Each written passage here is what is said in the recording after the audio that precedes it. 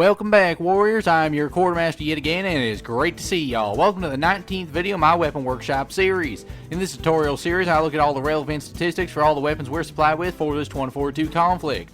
Mind you, some of the info on the weapon crates ain't exactly accurate, so that is why I'm here to test them out for you and get the most accurate info available.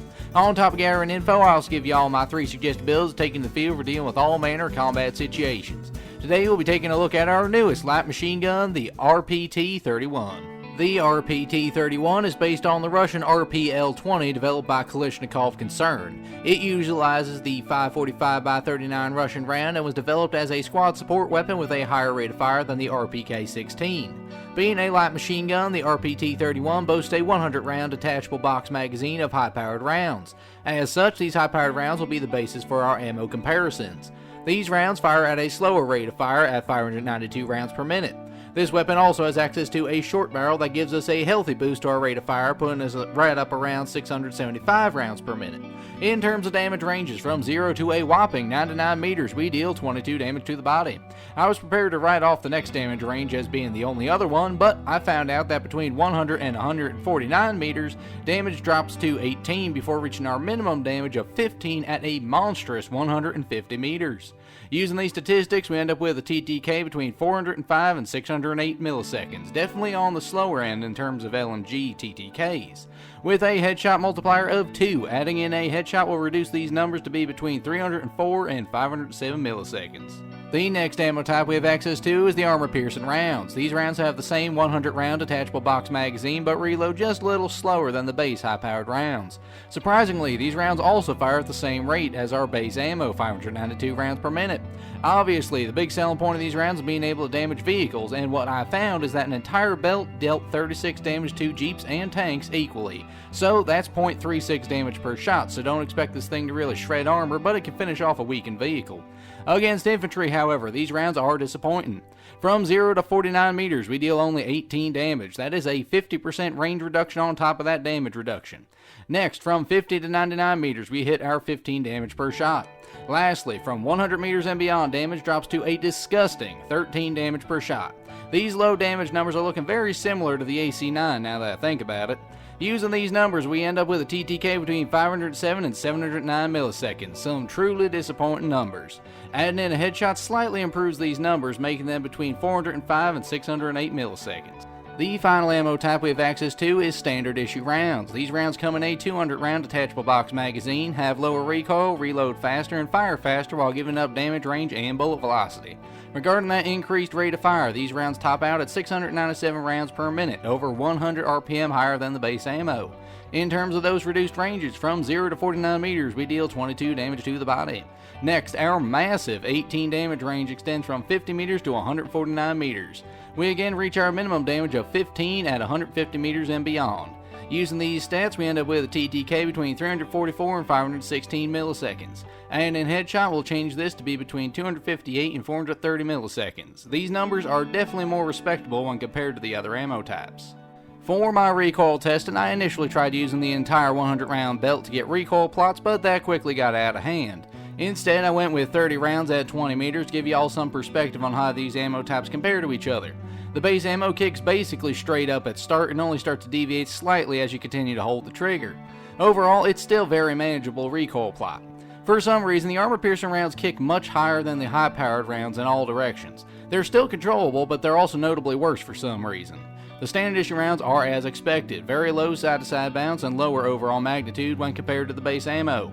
Plus, it fired faster as well, so take that into account. In regards to barrel attachments, they have basically the effects you expect them to have. Surprisingly, the short barrel seems to have an almost perfectly vertical kick for the first half of the test.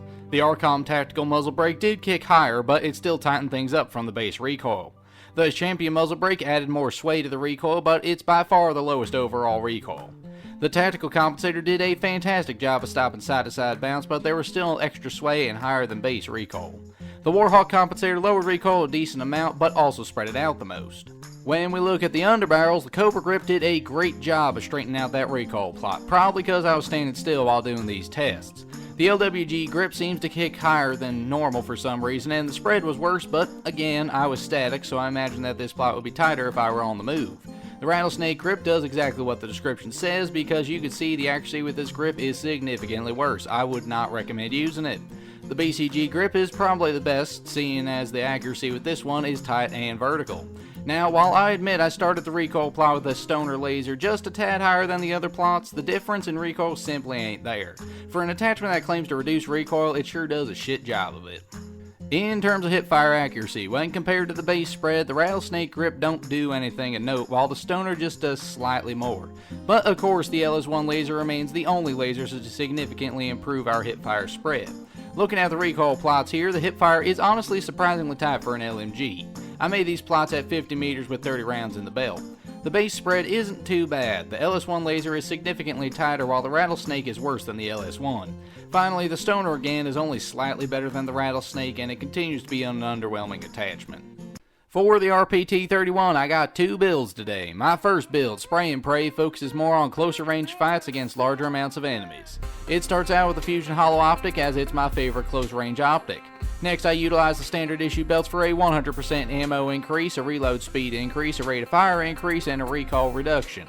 I then use the LS1 laser for that great hipfire accuracy increase, and I end with a short barrel for another huge boost to our rate of fire at the cost of bullet velocity. Spray and Pray is built to maximize rounds down range in as short a time as possible. The combo of the standard issue belts and the short barrel drive the rate of fire from 592 of the base ammo all the way up to 798 rounds per minute. This is a massive increase and greatly reduces our TTK. At our maximum damage range, the TTK for this build is just 300 milliseconds, a very quick kill. Combine that with the fact you have 200 rounds of spray down range and you have a lot of potential bodies. The use of the lower zoom optic and the LS1 laser also makes this lead spitter viable for pushing buildings and other CQC areas with your squad. This is a great aggressive choice for an LMG user. My second combo, the Sentry, focuses more on holding a position or providing fire support during an advance. It starts off with the Shan 2.5 times optic for both variety's sake and enhanced zoom for covering a large open area. Next, I use the high-powered extended belts for a 100% increase in ammo capacity while not sacrificing anti-damage range, just a little reload speed. The ADR bipod is next used as it has no notable downsides and can drastically reduce our recoil and sway when deployed, making it great for holding a position at a low wall or while prone.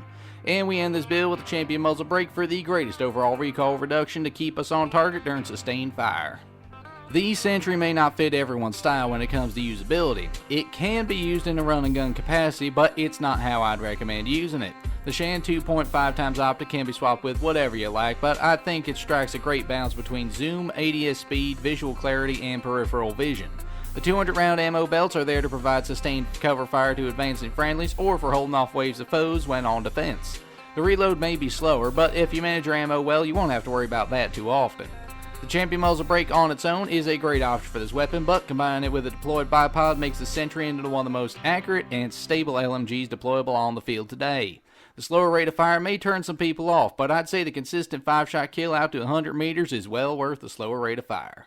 And there you have it, folks, all the stats you need to know and the best build to properly utilize your powerful, suppressive Russian RPT-31. Spray and Pray is exactly as it sounds. You have 200 rounds flying at your enemies at almost 800 rounds per minute and a great low amount of recoil. It's great for supporting your squad up close or for clearing the building on your own. Sentry is more defensively oriented. 200 rounds of high damage, high velocity rounds with basically no recoil allows you to fend off dozens of foes if your aim is true. It can also provide some suppressive fire on offensive well. Just be aware that up close, it may not stack up. I did my best to get the most accurate stats on my personal testing these weapons on the orbital testing range. So with that, what do y'all think of the RPT-31? Do you like it or not? How do your feelings towards it compare to my first new weapon we got with the South African expansion, the AC9? Let me know down below. Personally, I think I like it better than the LCMG, honestly. And so if I did a good job today with this briefing, be sure to leave me a like and subscription to show the major that you want more statistical briefings just like this one. And with that, I've been your quartermaster, and until next time, I will see you later.